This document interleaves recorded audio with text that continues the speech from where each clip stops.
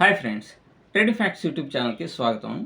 మనం గతంలో ట్రేడర్స్కి ఇన్స్పైరింగ్ కలిగించేటువంటివి, అలాగే వాస్తవాలు అనేటువంటివి, అలాగే స్టాక్ మార్కెట్లో సక్సెస్ అయినటువంటి వాళ్ళ స్టోరీస్ ఇవన్నీ చెప్తా ఉన్నాం.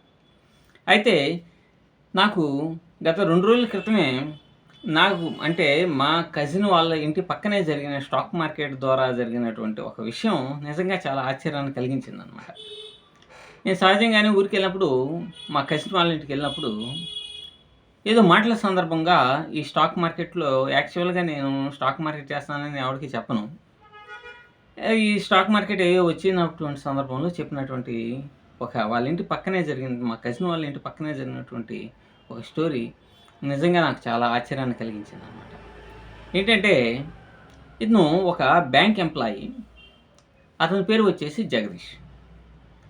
ఇతను బ్యాంకులో పనిచేసుకుంటూ హ్యాపీగా జీవితాన్ని గడుపుతుంది. మనందరికీ తెలిసినటువంటి విషయం, కరోనా క్రైసిస్ పీరియడ్లో చాలామంది కూడా ఇంటి వద్దే ఉండేసేసి వాళ్ళ యొక్క సర్వీసెస్ని ఇవ్వటం అనేటువంటిది జరిగింది. ఆ సందర్భంలో మన వాడికి ఈ స్టాక్ మార్కెట్ అనేటువంటి పిచ్చి పట్టింది. ఎందుకని పెట్టిందయ్యా అని అంటే, ఇదే స్టాక్ మార్కెట్లో లక్షలు వస్తాయి, కోట్లు వస్తాయి అనే రకరకాలైనటువంటి స్టోరీస్ విన్నారు, కానీ ఫెయిల్ అయినటువంటి స్టోరీస్ ఎవడు వినలా. ఫెయిల్ అయిన స్టోరీస్ చేయడానికి గల కారణం కూడా అదే.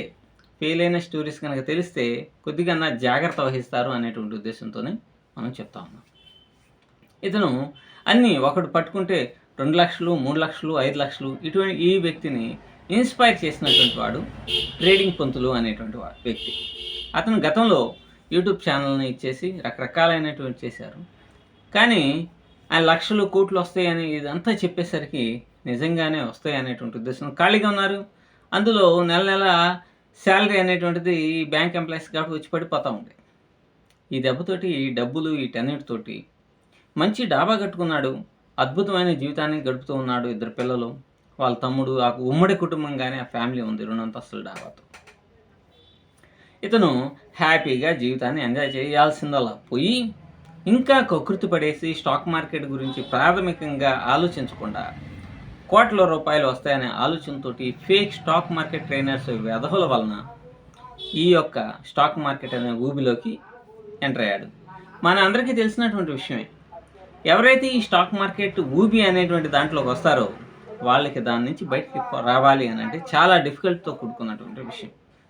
కాబట్టి తాడు బొంగరాలు తెలియకుండా ఆ కాలంలో హీరో జీరోల మీద, ఇతనం చెట్టుల మీద విపరీతంగా ఒక బెట్టింగ్ లాగా అప్పుడు సాగిందనమాట. హీరో అయిపోవటం అంటే తక్కువ పెట్టుబడితోనే లక్షలు వస్తాయి, కోట్లు వస్తాయి అనేటువంటి ఒక కాన్సెప్ట్ అప్పుడు ఉన్నటువంటి జనరేషన్లో, అంటే 2-3 సంవత్సరాల క్రితం విపరీతంగా ఉండేది. దీంతో ఏముంది, లక్షల రూపాయలకి లాట్స్ని బై చేయటం. జీరో అంటే హీరో కావాల్సిందల్లా హీరో కాస్త జీరో అయిపోయి వీళ్ళ క్యాపిటల్సే పోవటం, ఎలా పడితే అలా అడ్డదిడ్డంగా చేయటం, ఇవన్నీ జరిగింది. సరే, కోర్సులు నేర్చుకొని చేద్దాము అని చెప్పేసి ఒక ప్రబుద్ధుడి దగ్గర కోర్సు అనేటువంటిది తీసుకున్న తర్వాత ఆ కోర్సుని చెప్పిన దాన్ని బట్టి ట్రేడ్ చేస్తే బాగా డబ్బు వస్తాయి అనుకుంటే ఇంకా బొక్కపడిపోవటం జరిగింది.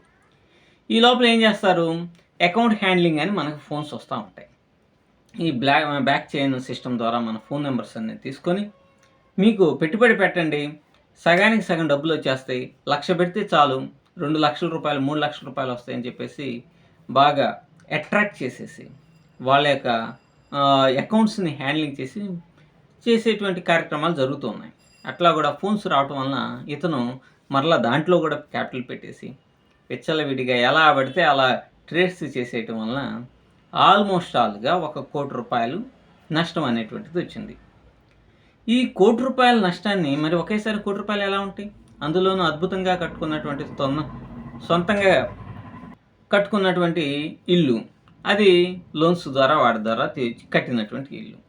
సరే, ఉమ్మడి కుటుంబం, తమ్ముడు ఏదో చిన్న బిజినెస్ అనేది చేసుకునేవాడు, తల్లిదండ్రులు, తండ్రి కూడా బ్యాంక్ ఎంప్లాయీగా రిటైర్డ్ అయిపోయి ఉన్నాడు, వాళ్ళకి పెన్షన్ మాత్రమే ఉంది. సో ఇవన్నీ కూడా డబ్బులన్నీ 1 కోటి రూపాయలు అనేసరికి ఏముంది, ఒక 2 సంవత్సరాలు 3 సంవత్సరాలు అవ్వగానే వీళ్ళంతా తీసుకొచ్చేది 2 రూపాయలు 3 రూపాయలు వడ్డీలకి కదా, అది డబుల్ అయి కూర్చుంటుంది. ఈ విధంగా అంతా గందరగోళం అయిపోయి ఆఖరికి ఆ ఇంటినే ఖాళీ చేయాల్సినటువంటి పరిస్థితి వచ్చింది. ఆ ఇంటిని ఖాళీ చేసేసి, ఆ ఇంటిని అమ్మేసుకొని, తర్వాత ఇంకా అప్పులు ఉండేసి, ఉన్నటువంటి బంగారాన్ని, అత్తాన్ని కూడా అమ్మేసుకొని పాపం నట్టనడి వీధిలో అందరూ నిలబడిపోయారు. తల్లిదండ్రులకి జాబ్ లేదు. సారీ అతనికి జాబ్ పోయింది. ఈ ఫ్రాడ్స్, ఈ కేసులు ఇవన్నీ పట్టడం వలన. ఈ కాంతున అద్దె ఇంటికి వెళ్ళిపోయారు. భార్య ఏదో చిన్న షాప్‌లో గుమస్తాగా చేస్తుంది. తమ్ముడు వీళ్ళతో పాటు ఉమ్మడి కుటుంబంగా ఉండటం వలన ఇతనికి రావాల్సినటువంటి ఆస్తి కూడా పోయి మొత్తం సర్వనాశనం అయిపోయిందనమాట. కాబట్టి చాలామంది ఏమనుకుంటారంటే స్టాక్ మార్కెట్‌లో విచ్చలవిడిగా డబ్బులున్నాయి. ఆ డబ్బులు తెచ్చుకునే మార్గం తెలియాలి. అట్లా ఇట్లా అని అనుకుంటూ ఉంటారు.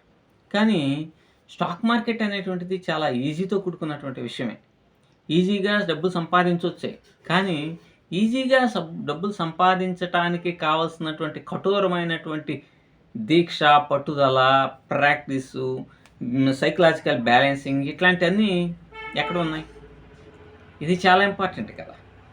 సో, దీనివలన ఏమవుతుందంటే, మనం ఈజీగా సంపాదించొచ్చు అనేటువంటి మాటలకి మనం లోబడిపోతామే కానీ, దీంట్లో ఎంత కష్టమైంది, దీన్ని మనం చాలా జాగ్రత్తగా, ప్లాన్డ్‌గా బిల్డప్ చేసుకొని మనం సక్సెస్ అనేటువంటిది పొందాలి అనేటువంటి ఆలోచన ఈ స్టాక్ మార్కెట్ ట్రేడర్సు చేయరనమాట. అందుకనే మనం చూడండి, మీరు చాలామంది ఇప్పుడు ఇంతకుముందు హడావుడి చేసినటువంటి వాళ్ళు వీళ్ళందరూ కూడా ఇప్పుడు మటుమాయమైపోయినటువంటి వాళ్ళు ఉన్నారు. సో, ఎన్నో జీవితాలు చిన్నాభిన్నం అయిపోయినాయి. చాలామంది ఈ స్టాక్ మార్కెట్‌ని ఒక కెరీర్‌గా ఎన్నుకోవాలి అని వాళ్ళు చేసేటువంటి పనిని కూడా నిర్లక్ష్యం చేసి, అనవసరంగా ఈ యొక్క ఊబిలోకి ఎంటర్ అయిపోయి వాళ్ళ జీవితాలను సర్వనాశనం చేసుకుంటున్నారు. అంటే నేనిక్కడ మీకు స్టాక్ మార్కెట్ అనేటువంటిది వద్దు, ఇది ఒక ఊబి, ఒక ప్రళయం, ఒక విలయం అని చెప్పేసి నేనేం చెప్పటం లేదు. అందుకని అసలు మీరు స్టాక్ మార్కెట్‌కి రావద్దు అని కూడా నేను చెప్పట్లా. రావద్దు అని చెప్పటానికి ఇవన్నీ చెప్పడం లేదనమాట. స్టాక్ మార్కెట్‌లోకి మీరు రావద్దు అని చెప్పడానికి ఇవన్నీ నేను చెప్పటంలా.